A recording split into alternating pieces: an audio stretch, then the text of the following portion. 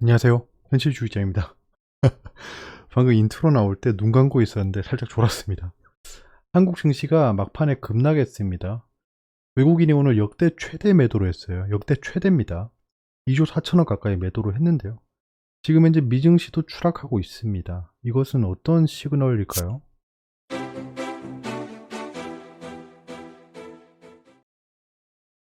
네, 이렇게 당일 최대 매도하는 거를 못 봤습니다. 예, 증시를 안 보고 있었어요. 그 결과 나오고 나서 알았습니다. 생각보다 제가 보던 것보다 훨씬 많이 떨어져 있더라고요. 그래서 좀 봤죠. 지금 보시면 알겠지만 삼성전자가 종가에 모건 스탠리, 골드만, 맥쿼리, CS증권 이런 창구들이 300만 주, 200만, 280만 주 이렇게 쏟아냈어요. 한 번에. 그거를 지금 뭐 미래대우부터 시작해서 JP 몰건 이런 애들이 받아냈습니다. 이게 다 외국인의 매도였다는 거죠. MSCI 반기 리뷰 적용일이었습니다. 11월 30일이죠. 한국 비중 축소를 했고 인도와 쿠웨이트 등의 비중을 증가했다고 합니다. 예, 집에 며느리가 다시 갔습니다. 예, 그렇군요. 그래서 좀 정리를 해봤어요. 이래저래 찾아본다고 시간이 좀 걸렸네요, 이게. 외국인 역대 최대 순매도의 현황을 좀 봤는데요. 지금 보시면 예, 그 11년 8월 10일에 1.28조를 매도했습니다. 당일 코스피는 0.3% 올랐어요. 단순 선물 포지션 매매로 추정했습니다, 그때. 그리고 10년 11월 11일 빼빼로 데이 때 빼빼로는 안 먹고 이것들이 주식을 팔았어요. 1.311조를 팔았는데요. 이때 코스피는 2.7% 하락했습니다. 이때 환차손 우려로 옵션 만기일에 청산을 했다라고 분석을 했어요. 그때는. 그때 당시 환율이 1200원 정도 했거든요. 이건 뭐 리먼 위기 바로 직후잖아요. 자, 그리고 여러분들 잘 아시는 코로나 확산 때 신흥국 비중 축소하는 과정에서 1.3조를 매도했고 당일에 그 사이드카가 터졌습니다. 8월 31일 한참 반등하고 있을 때 중국 PMI 등 그 경제 지표가 악화됐다는 거예요. 1.6조를 팔았는데요. 그 뒤로도 증시는 올랐죠. 자, 오늘입니다. 그 MSCI 리밸런싱을 이유로 1.6% 하락하면서 이거 뭐 고가 생각하면 2% 넘게 떨어진 거예요. 2.44조를 매도한 상황입니다. 그러면 예전에 팔았을 때 한번 봤잖아요. 이게 그때인데 이 순서대로입니다. 방금 이게 결국에는 20년에 하도 그렇게 팔아 제껴가지고 순위권에 못 들어가네요. 자, 얘가 이때 외국인이 판 날이 이때인데요. 증시는 계속 올랐어요. 예, 이때 10년, 11년 이 빼빼로데이요. 11년 8월 10일에도 이때 팔고 좀 이렇게 하락하는 모습을 보였나 싶었는데 이 환율이 좀 올라가는 게 보이죠. 환율이 급등하면서 하락하는가 싶었는데 중장기적으로 우상향했어요. 쌍바닥 찍고 뭐 영머리 역경이라고 볼 수 있죠. 그다음에 10년도 5월 7일에도 매도를 했었는데 거의 한 1조 2천억 매도했어요. 그 뒤에 상승했다는 겁니다. 그 다음에 11년 3월 10일 이때죠. 팔고 나서 쭉 급등을 했다. 자, 11년 8월 9일에도 이때 뭐 비슷한 날이죠. 그 뒤에 이렇게 흘러갔다. 11년 2월 10일 이때는 이거 직전인데요. 하락을 했다가 좀 상승했죠. 이렇게. 그러니까 외국인 순매도가 중장기적인 폭락을 의미하지는 않습니다. 뭐 경험적으로 봤을 땐 오히려 상승했었어요. 그렇다고 앞으로 상승한다라고 볼 순 없겠지만 무리가 있죠. 그래도 뭐 이게 약간 그렇게 막 뭐라고 해야 되나 치명적인 이유다라고는 보긴 좀 어려울 것 같아요. 뭐 경계는 계속 극대화해야 된다고 말씀드리고 있습니다. 그때 말씀드렸던 문구가 저거죠. 외국인 기관의 움직임을 믿지 말자. 자, 보세요. 외국인이 실컷 살 때도 믿지 말자고 했습니다. 자, 이번에 실컷 팔 때도 믿지 말자고 하고 있습니다. 저는. 그 스탠스에 변화는 없어요. 그냥 안 믿는 겁니다. 나는 아무도 안 믿어. 예. 저는 제 머리와 손 말고는 아무것도 안 믿습니다. 진짜. 증시 전문가요? 안 믿습니다. 저 자신만을 믿습니다. 제가 맞고 뭐 슈퍼 전능해서 그런 게 아닙니다. 그냥 제가 생각하고 제가 판단하고 결론 내린 거를 믿는다는 겁니다. 1트리온 주가 이번에 봐야죠. 예, 공매도 상환했는지 봤는데 안 했어요. 하긴 했는데 8만 주 가까이 했는데 생각한 만큼 많이 하지 않았습니다. 예. 근데 공매도 신고를 얘들이 늦게 하는 경우도 있거든요. 그래서 이것도 믿지 않습니다. 예. 저는 일단 공매도 쇼커버링을 위해서 들어갔다라고 매우 여겨집니다. 매우 여겨져요. 그때 그 당시에 호가창의 움직임은 뚜렷한 목적성 없이 그렇게 될 수가 없고, 개미들이 아무리 눈이 완전히 돌아가서 매수한다고 해도 그렇게는 안 될 것 같습니다. 예. 그때 당시 상황을 보면 거의 뭐 100억치 막 이렇게 막 매수를 했는데, 이게 아무리 돈 많은 개인이 많다지만 그럴 수는 없거든요. 뭐 뉴스는 바뀐 게 없습니다. 셀트리온은 지속 상승하고 있죠. 예. 그 왜 매수했냐라고 하시는 분들이 있는데, 그냥 오늘과 같은 움직임을 예상하고 들어갔습니다. 윗꼬리를 먹으면서 올라가는 거죠. 그러면 그 윗꼬리는 페이크였다가 드러나는 거죠. 예, 그리고 아까 영상 올렸던 게, 제가 오늘 퇴근해서 자정까지 계속 이거 만들었습니다. 그러니까 퇴근해서 6시부터 해서 한 5시간 정도 만든 거예요. 그러니까 제가 때마침 하려던 주제였습니다. 산업혁명은 사기다 라고 얘기하면서 투자를 꼭 해야지 이 산업혁명의 과실을 따먹을 수 있다는 겁니다. 제가 1차, 2차, 3차 산업혁명을 몸소 경제인으로서 그대로 맞아보진 않았지만, 이제 4차 산업혁명이 오고 있는데, 그땐 제가 이제 경제 활동을 하는 사람이잖아요. 그렇기 때문에 이 찬스를 놓치기 싫다는 겁니다. 제가 작년에도 한국 시장에는 대거품이 온다라고, 내가 이 기회를 절대 놓치지 않겠다라고 벼르고 있다가 코로나 때 들어간 거죠. 예, 코로나 때 비중을 그냥 잡아 돌렸죠. 근데 이제 그런 뭐 단기 낙폭 과대로 인해서 수익을 보는 거 외에 4차 산업혁명이라는 이 패러다임 시프트가 일어날 때 내가 어떤 거를 포지셔닝 잘 해서 과실을 같이 할 수 있을까를 보는 겁니다.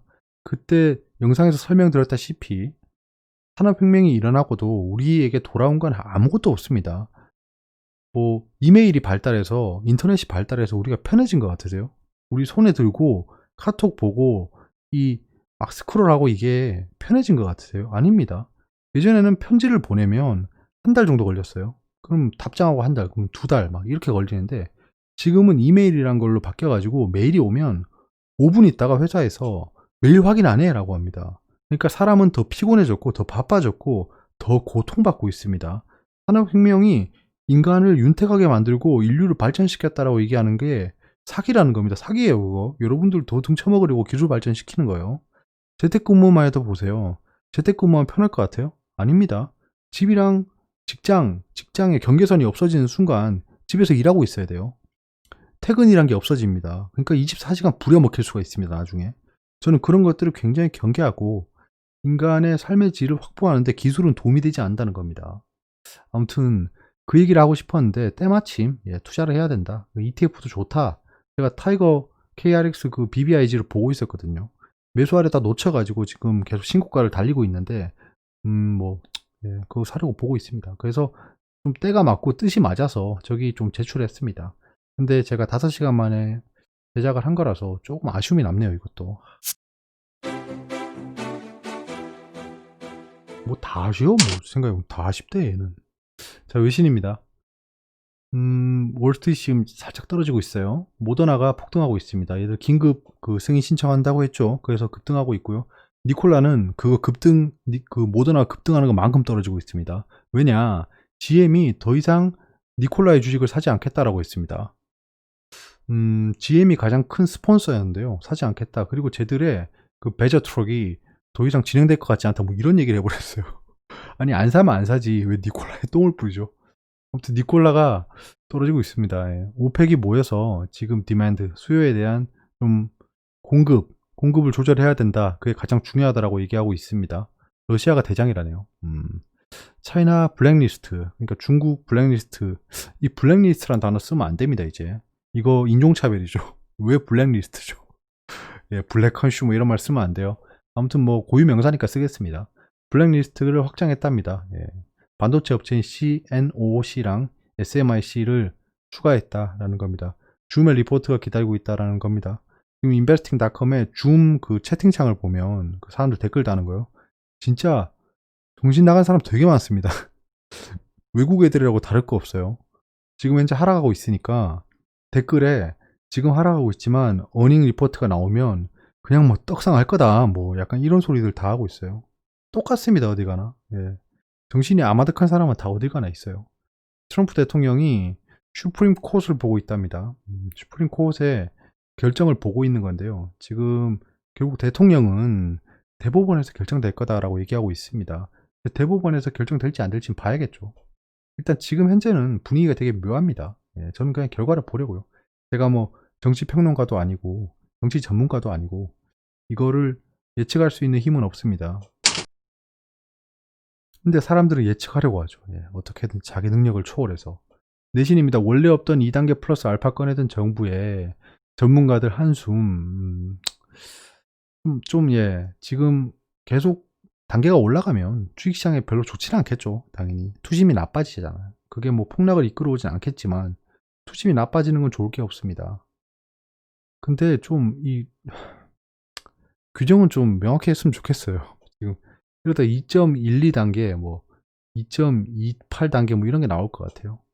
산업계 코로나발 2차 셧다운 공포 재확산, 연말 성수기 앞두고 삼중고라는 건데요. 이거 똑같은 얘기입니다. 셧다운을 하면 골 때려요. 그건 골 때립니다. 셧다운 하면 좀 힘들어요. 그거는. 그런 일은 웬만하면 발생하지 않겠죠. 현재로서는. 개인 공매도 종목 물량 늘린다. 개인 공매도를 가능하게 한다는 거죠. 우리 개인 투자자분들이 그렇게 열망하던 개인 공매도 허용을 검토하고 있습니다. 근데 개인 투자자 보호단체인 한국주식투자연합회가 우리 보호단체였나요? 저 몰랐네요. 오늘 처음 알았습니다. 한국주식투자자연합회란 게 있었군요. 아무튼 저기서 무차익 공매도 적발 시스템이 완비되기 전까지는 어떠한 논의도 진척해서는 안 된다면, 뭔 소리야 이게. 섣부른 정책이 진척해서는 안 된다면 섣부른 정책이, 이게 무슨 말이죠? 개인 투자자의 피해만 나올 수 있다고 맞서고 있다. 그러니까 무차익 공매도 적발 시스템이 완비되기 전에 이런 얘기 하면 개인 투자자의 피해만 나올 수 있다라는 얘기를 하고 있는 것 같긴 한데요. 아무튼 모르겠습니다. 예. 일단 개인 공매도를 허용한다는데, 전 뭐 좋습니다. 공평한 기울어진 운동장이 아니고 공평한 경쟁을 해야 된다는 차원에서 개인 공매도를 허용한다는 거는 당연히 해야 된다고 봅니다. 근데 개인이 공매도를 안 했으면 좋겠습니다. 저는 정말입니다. 예. 공매도는 기대 수익이 100%인데 손해는 무한대입니다. 진짜 한번 잘못 걸리면 진짜 골로 갑니다. 만약에 저 한 가지 그냥 월스트 케이스 말씀드릴게요. 왜냐하면 주식 망하는 건 월스트 케이스 망하거든요. 너는 왜 그렇게 최악의 케이스만 얘기해라고 하는데, 주식 투자인데 상패가 최악의 케이스죠. 근데 상패되면 거지되는 겁니다. 예. 상패돼서 거지되는 게 문제인 거지 최악의 케이스를 고려하는 게 문제가 아니에요. 자, 그래서 만약에 내가 공매도를 했어요. 어떤 종목에 얘는 정말 급등 중이군, 또는 뭐 투자자 리포트가 안 좋군, 기업 펀더멘탈이 안 좋아, 공매도를 했어요. 근데 그 다음날부터 8연상을 가요. 만약에 그럼 진짜 끝나는 겁니다. 만약에 개인이 공매도가 많이 몰렸다라고 하면 그 기관 외인 투자자가 와서 8연상 보내버리면 그 다 골로 가는 겁니다, 진짜. 연상 가면 어떻게 상환하죠? 진짜 끝나는 거예요. 그런 상황을 생각해보면 아찔합니다, 진짜. 연끌 마통 B2 투자에 목매는 젊은 영혼들, 절박한 돈 집착. 제목부터가 약간 좀 그래요. 무슨 절박한 돈 집착입니까, 이게. 마통, 그 저금리에 마통을 끌어쓰고 레버리지를 일으키는 게 정말 현명한 투자 방법이라고 사람들이 얘기합니다. 근데 그러고 있으니까 절박한 돈 집착이라고 비하하고 있어요. 그러니까 이런 언론에 휘둘리시면 안 됩니다. 예. 부자들은 돈을 엄청나게 빌려요. 우리가 빌리는 금액보다 상상도 못할 금액을 빌리고 사업을 일으킬 때도 전부 다 채권 대출입니다. 지금 돈 가진 애들은 전부 다 자기 가진 돈 플러스 알파에서 돈 일으켜서 돈을 쓸어 담고 있는데, 걔들한테 가서 절박한 돈 집착이라고 해야지. 지금 어떻게든지 부러진 사다리 고쳐가지고 올라가려는 사람들한테 저렇게 돈 집착한다라고 호도할 필요 없습니다, 언론이. 진짜 저 사람은 도덕적 해이가 보입니다. 아무튼 근데 내용을 보면 2030 세대가 서울 아파트를 매수세가 거세져 가지고 2배 넘게 사들였답니다. 자, 이러면 이거 이유가 보이죠? 저는 집값이 왜 이렇게 많이 오르지? 그냥 화폐 가치가 떨어지니까 집값 오르는 건 좀 당연하다 생각했습니다. 근데 너무 많이 오르는 거예요. 이유가 여기 나왔네요. 2배나 넘게 샀다네요. 지금 20, 30대한테 다 물량 떠넘겼네요. 예, 돈 가진 애들이. 그렇군요. 그러면 20, 30대가 샀으면 40대, 50대, 60대는 살 사람 없겠죠, 이제? 없습니다. 뭐 증여 때문에 물량이 막히긴 하겠지만 이제 더 이상 살 사람이 없다는 거예요. 20, 30대가 연끌해가지고 샀으면 더 이상 살 사람이 없다. 부동산은. 살 사람이 없다는 건 올라갈 수가 없다라는 겁니다. 일단 뭐 수요 공급 차원에서 그렇게 보이네요. 초고소득자 세율이 최고 45% 적용한다. 부자 증세. 그걸 뭐 부자 증세라고 굳이. 오늘 좀 안타까운 뉴스가 많네요. 제가 굉장히 네거티브해 보일 수 있겠습니다. 초고소득자, 우리랑 관계없다라고 치부하면서 저걸 보고 있으면 안 됩니다. 여러분, 지금 주식 투자하고 자본주의를 살아가는 게 초고소득자로 들어가기 위해서 하시는 거 아니에요? 근데 여러분들이 미래에 곧 이룰 초고소득자 위치가 저렇게 되고 있습니다. 좋아할 게 아니란 겁니다. 아무리 돈 벌어서 부자가 돼도 그렇게 세금을 내야 된다는 거예요.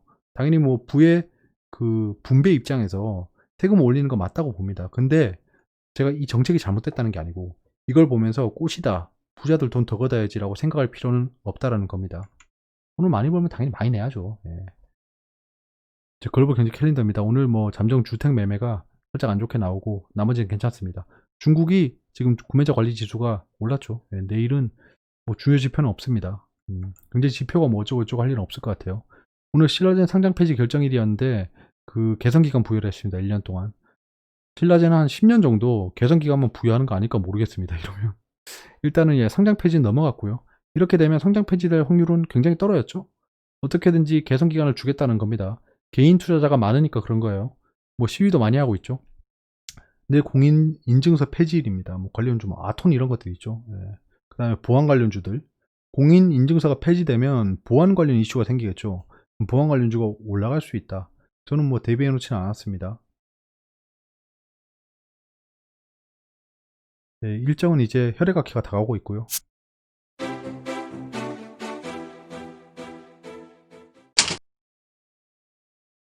자, 오늘 뭐 이렇게 시간에는 올랐어요. 네, 시간에는 올랐습니다. 코스피. 개인이 2조 2천억치 샀습니다. 내일 투자자 예탁금이 굉장히 궁금하네요. 예. 여기서 2조 2천억이 쭉 줄어들지 아니면 돈이 더 들어올지를 봐야겠습니다. 이 외국인 애들이 왜 점이 찍혀 있냐 이게.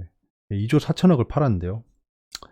지금 계속 팔다가 종가에 그냥 던지고 가버렸어요. 아까 삼성전자 봤죠. 뭐 거의 한 방에 1,000만 주를 던져버렸으니까 그거를 금융투자랑 개인이 받았습니다. 연기금도 병아리 눈물만큼 받았는데 얘들은 병아리가 눈물 흘릴 때까지 맞아야 돼요. 진짜 이거밖에 안 사야. 이런 시장에서 더 사야지.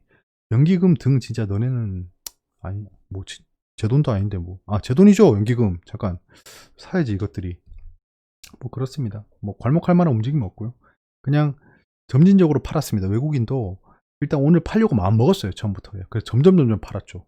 한 번에 막 시장가로 잡아 던지는 게 아니고 점점 팔아서 개인 투자자가 점점 사게 했습니다. 일단 오늘은 그냥 다 떠나서 움직임을 보면 개인 투자자한테 물량을 넘긴 겁니다. 그러니까 MSCI 리밸런스이고 뭐 자식이고 일단 모르겠고 그 개인 투자자한테 물량 넘기고 간 거예요. 일단 얘들은 갔다고 봐야 되고 내일부터 시작되겠죠.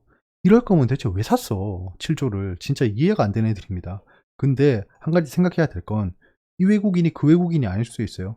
7조 산 외국인은 미제놈들일 수도 있고 오늘 그 2조 4천억 판 애들은 브렉시트 우려로 인해서 그 영난 애들이 팔았을 수도 있습니다.